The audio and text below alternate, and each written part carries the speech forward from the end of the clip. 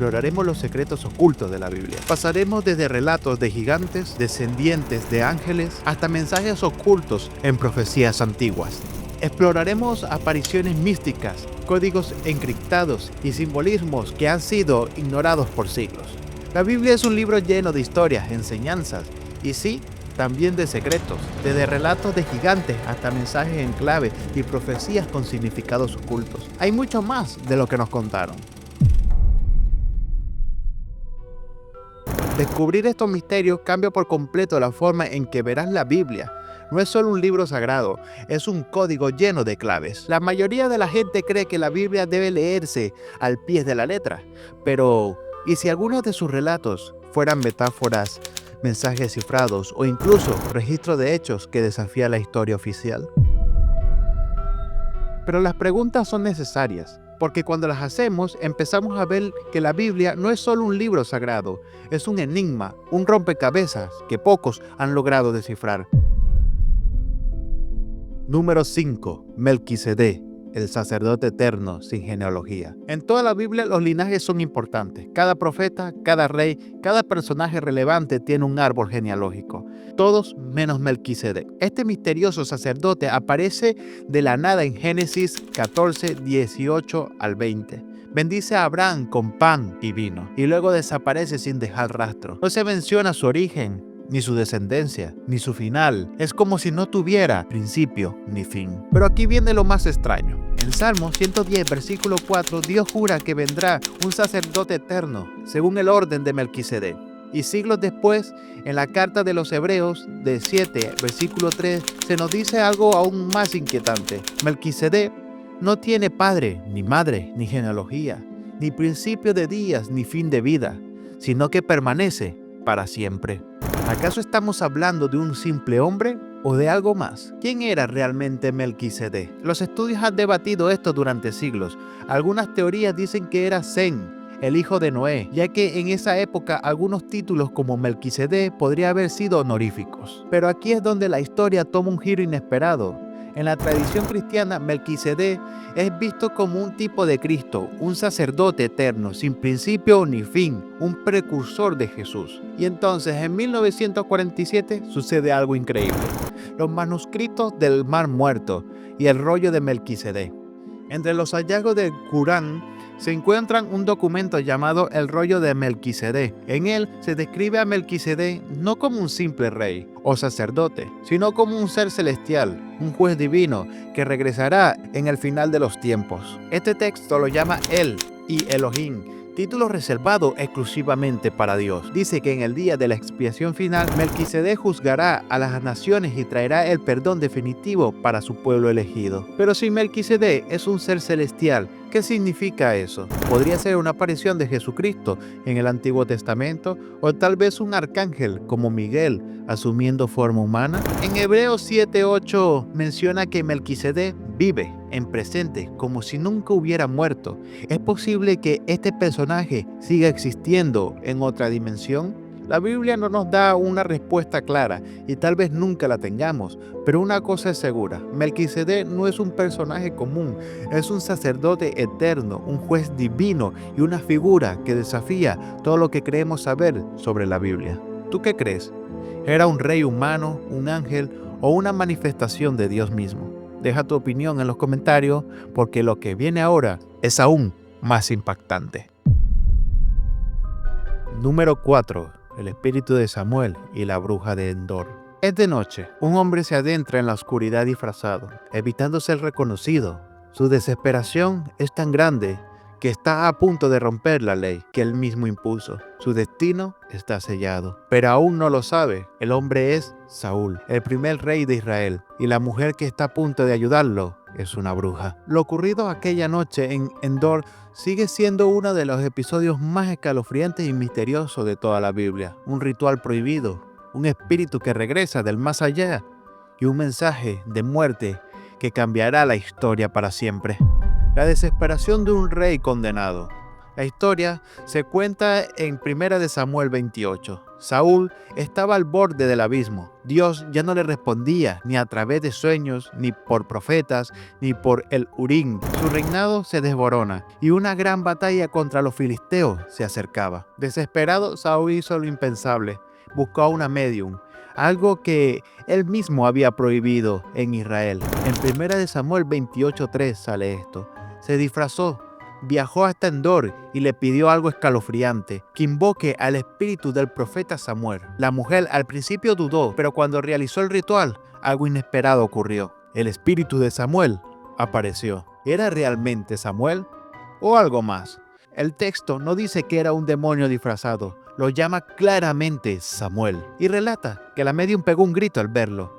En 1 Samuel 28:12, el espíritu de Samuel respondió a Saúl, le reprochó por molestarle y le anunció su destino. Al día siguiente moriría en batalla junto a sus hijos y efectivamente eso ocurrió. Pero aquí surge el debate, ¿era realmente Samuel o un engaño demoníaco? La lectura más directa del texto indica que Dios permitió que Samuel apareciera para entregar su último mensaje. En Eclesiástico 46:20, un libro apócrifo confirma esto al decir, aún después de muerto, profetizó, se le apareció al rey y le anunció su fin. Mientras que algunos rabinos y teólogos argumentan que Dios no permitiría que una bruja tuviera poder sobre el alma de un profeta justo. La idea de que fue un espíritu maligno haciéndose pasar por Samuel ha sido una teoría popular entre algunos estudiosos cristianos. Un gran teólogo sugirió que la bruja, que pudo haber actuado como ventrílocua, imitando la voz de Samuel. Sin embargo, esta teoría pierde fuerza, ya que Samuel predijo con exactitud lo que ocurriría, algo que Saúl no quería escuchar. Este pasaje es único en toda la Biblia. Aunque la necromancia era practicada en otras culturas, como en la antigua Ugarit, la Biblia prohíbe explícitamente consultar a los muertos. Pero aquí es un evento excepcional. Parece que Dios permitió que Samuel hablara una última vez y lo que dijo fue una sentencia de muerte. Número 3. El Evangelio de Tomás, las palabras secretas de Jesús. Imagina que durante siglos creíamos conocer todas las palabras de Jesús, pero en 1945 un descubrimiento en Egipto reveló algo que nadie esperaba. Un evangelio diferente, misterioso, lleno de frases que parecen sacadas de un acertijo espiritual. Se trata del Evangelio de Tomás, un texto antiguo que no narra milagros, ni la crucifixión, ni la resurrección de Cristo. En cambio, es una colección de 114 enseñanzas secretas de Jesús, algunas similares a los evangelios bíblicos y otras completamente enigmáticas. ¿Acaso estamos frente a un mensaje oculto del Maestro? ¿O es una versión perdida del cristianismo primitivo que desafía lo que siempre creímos saber? Un descubrimiento enterrado por más de 1600 años. En diciembre de 1945, en el desierto egipcio de Nag Hammadi, unos campesinos encontraron una vasija de barro llena de antiguos manuscritos en copto. Sin saberlo, acaba de desenterrar una biblioteca perdida desde el siglo IV, con textos que cambiaron la historia del cristianismo. Entre ellos estaba este evangelio atribuido a Judas Tomás el gemelo. Pero los académicos creen que no fue escrito por el apóstol Tomás, sino por una comunidad cristiana temprana, quizás en Siria alrededor de los años 60 y 150 después de Cristo. El detalle más impactante es la forma en que comienza el texto, y dice lo siguiente: estas son las palabras ocultas de Jesús, el viviente habló y que escribió Judas Tomás el gemelo. A diferencia de Mateo, Marcos, Lucas y Juan, el Evangelio de Tomás no cuenta historia, solo contiene frases de Jesús. Muchas de ellas parecen un rompecabezas espiritual. Algunas son reconocibles como buscad y hallaréis, o cuando uno tiene una oveja y ésta se pierde, va y deja las 99. Pero otras son desconcertantes. Por ejemplo, en el dicho 70 Jesús dice, si sacáis a la luz lo que tenéis dentro, eso os salvará. Si no lo tenéis dentro, eso que no tenéis dentro os matará. O en el dicho 3, Jesús declara lo siguiente: el reino de Dios está dentro de vosotros y fuera de vosotros. Cuando os conozcáis a vosotros mismos, entonces seréis conocidos. Estas palabras que suenan más a una enseñanza mística que a la doctrina tradicional. Pero hay un pasaje que ha causado aún más debate. Está en el dicho 114, una visión controversial de la mujer. El último verso del Evangelio de Tomás es uno de los más polémicos. En él Pedro dice que María Magdalena debe irse porque las mujeres no son dignas de la vida. Pero Jesús responde con algo más críptico aún, diciendo lo siguiente: yo la guiaré para que se haga varón, para que ella también se convierta en espíritu viviente, semejante a vosotros los varones, porque toda mujer que se haga varón entrará al reino. ¿Qué significa esto? ¿Es una declaración machista? ¿O es un mensaje alegórico donde la mujer representa el alma pasiva que debe volverse activa espiritualmente? Este tipo de frases han sido objeto de interpretaciones teológicas, filosóficas y esotéricas, y es principalmente esta ambigüedad lo que hace que el Evangelio de Tomás siga generando controversias. A lo largo de la historia, algunos han visto en el Evangelio de Tomás un retrato de Jesús más cercano a un sabio místico, a alguien que enseñaba la iluminación personal en lugar de un Mesías redentor. Este evangelio no menciona la crucifixión y la resurrección, solo contiene enseñanzas como si lo importante no fuera lo que Jesús hizo, sino lo que dijo. Por eso que algunos los comparan con una colección de proverbios espirituales, más que con un relato histórico. Y aquí viene lo más interesante. Algunos académicos creen que este texto contiene frases auténticas de Jesús que no quedaron en los evangelios canónicos. Otros, en cambio, piensan que son elaboraciones de comunidades esotéricas cristianas. Sea como sea, su existencia nos recuerda algo importante. La Biblia, tal como la conocemos, es una selección de textos, pero no fueron los únicos que circularon en la antigüedad. Número 2. Enoc, el hombre que caminó con Dios. En toda la Biblia cada personaje nace, vive y muere, pero hay una excepción. Un hombre que no murió. Su nombre es Enoc y su historia es una de las más enigmáticas de todas. En medio de las largas genealogías de Génesis 5, donde se repite el mismo patrón. Vivió tantos años y murió. De repente hay una ruptura inesperada. En Génesis 5:24 leemos algo que desafía toda lógica. Enoc caminó con Dios y desapareció, porque Dios se lo llevó. Nada más, sin explicación, sin despedida. Enoc simplemente desapareció. Pero, ¿a dónde fue? Porque Dios hizo con él algo que con nadie más, excepto Elías. Aquí es donde las preguntas comienzan a acumularse. Enoc vivió exactamente 365 años, el mismo número de días que tiene un año solar. ¿Coincidencia? Tal vez, o tal vez su vida encierra un significado más profundo. Sabemos que Enoc no murió, sino que fue arrebatado. Algo similar ocurre siglos después con Elías. En 2 de Reyes 2, versículo 11, cuando un carro de fuego lo lleva al cielo. Esto hace que muchos se pregunten, ¿fue Enoc llevado al mismo lugar que Elías? ¿A una dimensión celestial? ¿A un plano superior de existencia? Pero esto es solo el comienzo de lo que podría ser una de las historias más alucinantes de la Biblia. Aunque la Biblia apenas menciona a Enoc, en la antigüedad existió un texto apócrifo que revelaba más detalles sobre su vida, el libro de Enoc. Este texto, aunque no forma parte de la mayoría de Biblias cristianas, sí fue aceptada por la iglesia etíope y encontrado entre los manuscritos del Mar Muerto en Qurán, lo que confirma su enorme antigüedad. ¿Y qué nos cuenta este libro? Prepárate, porque lo que nos dice es de otro nivel.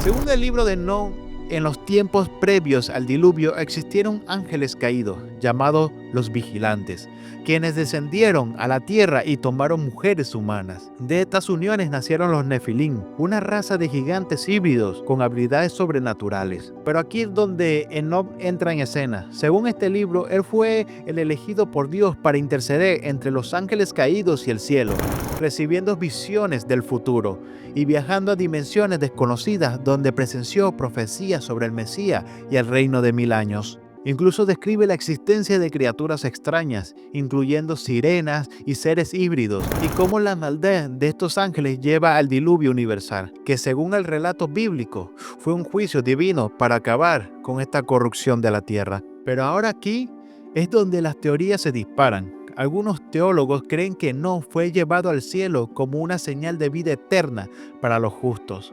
prefigurando lo que ocurría con los creyentes en el fin de los tiempos. Pero hay quienes van más allá.